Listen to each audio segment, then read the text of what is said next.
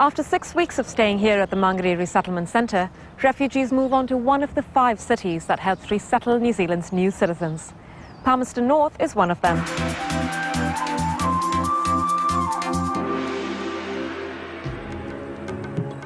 Palmerston North may be one of New Zealand's smallest cities, but it's one that takes big pride in a large heart. With over 60 ethnicities making up the population of the town, this is one very diverse place. Each year, the well-attended Festival of Culture showcases this diversity, comprising also of a growing number of refugees. Palmerston North is one of the 5 cities in New Zealand that accepts and settles new refugees, largely with generous help from volunteers. I think there's a number of things that having refugees in our community bring. Firstly, it's great to have more cultures represented here. Also, it's been great to see what it's brought out of our community in terms of the level of volunteering that's occurred. They've been most welcomed here, and people love embracing them and having them as part of our community.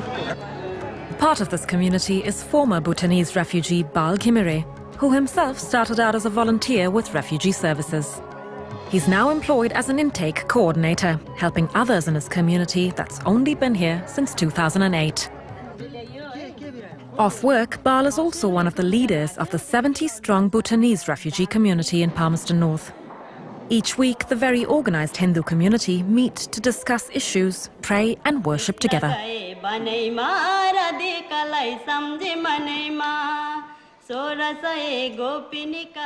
Bhutan is a small country, and the world, they don't know where Bhutan is located, and it has a small population. But the political pressure made people flee the country, and 110,000 people live in the refugee camp for a long period of time. Bal and most of his people are called Lotsampas, Bhutanese of Nepali ethnic origin who've been in Bhutan for generations. Perceived as a political threat since the early 90s, the community have faced widespread ethnic persecution. Bal himself was imprisoned in Bhutan for his opinions before spending nearly 18 years in a refugee camp in Nepal.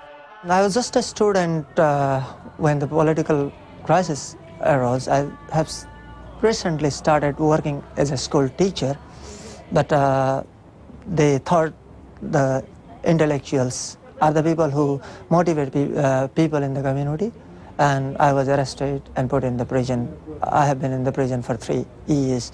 When I came out of the prison, my family, they have already fled to the camp. I found my family in the refugee camp in Nepal. Then 17, 18 years we spent as a refugee life.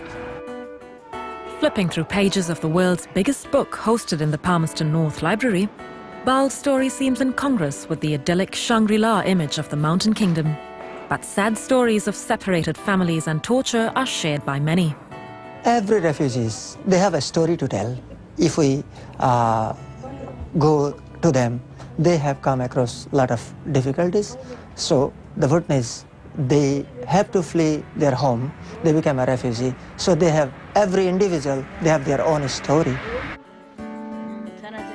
My children were left behind. My husband was tortured and imprisoned. It makes me feel sad. We are the only ones here, which is sad.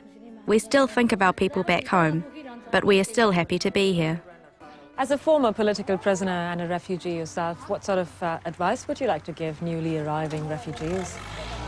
People may find it difficult to cope up with the new system, but I request or suggest people don't give up hope. Try, maximize success. One day your dream will come true.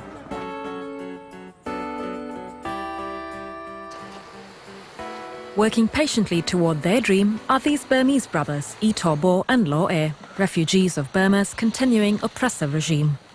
The brothers belong to the Karen tribe that are one of the many minority groups that suffer persecution in Burma.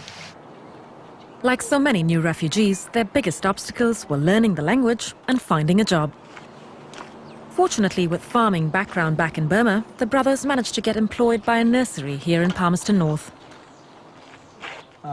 When I came to New Zealand the first time, someone asked me, "Where do you come from?" I didn't understand.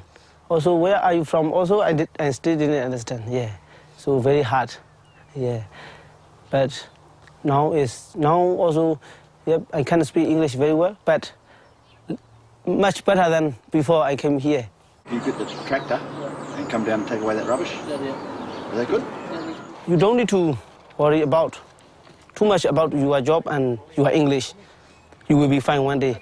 Only you need to try and be good person, because every employer are looking for good person. Oh, I enjoy about this choice, like freedom to do, and also, working with. I like working with plants, yeah, and then I like outdoor, working as well. But their biggest gain is their newfound sense of equality, a far cry from the hardships of life in Thai Burmese refugee camps. Here in New Zealand is same. New Zealander or refugee people, when you are working, same equal rights. Yeah, we have. So we are really happy to work in New Zealand.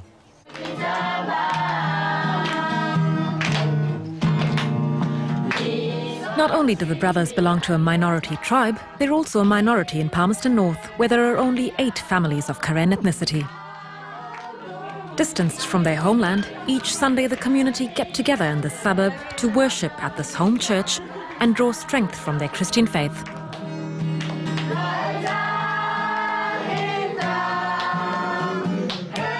But it's more than just worship that they're here for. As we belong to the Karen ethnic tribe, it's important they can speak and they can read their own language. If our literature disappear, our people will be disappear. This is very important for our community. Nearly 200,000 Burmese are still living in limbo in refugee camps in Thailand. As democracy in Burma remains a distant dream, hopes to return remain strong. If the Myanmar have democracy, we are able to go back to support our current people who suffer in Thai-Burma borders. Are willing to help our people, but not at the moment. Maybe one day. Until then, Palmerston North remains their adopted home, where along with several other refugees and migrants, they share a common past and a common passion: football. Former Cambodian refugee Sam Put is part of the committee that organises the successful 7-side Ethkick tournament each year in Palmerston North. It all started because, soccer is, you don't need to know the language, you don't need to know the rules, everyone can kick a ball into a goal. So it was a good opportunity for us to integrate with other refugees within our community and, just to play, so then we're not just isolated to our own little group. While Sam and his Khmer team are pitted against Congo, on the other field it's the Bhutanese versus the Burmese. The key is that our next door neighbour need to know we're Cambodian, and that way, as a community and as New Zealand, we can go forward together. If they just bring us and put it in a corner, then we're no better off sitting in the refugee camp, because that's where we were. I was in a refugee camp for 9 years, and that's what it was, From what started out as just a handful of refugee groups playing football in New Zealand, today, Ethkick is one of New Zealand's largest and most ethnically diverse football tournaments. And it doesn't matter if you're a refugee or former refugee, or if you're New Zealanders or Bhutanese, we just want everyone to come in, enjoy today. Today is not about soccer, but it's about so much about just getting people together and playing a game of football that we all love.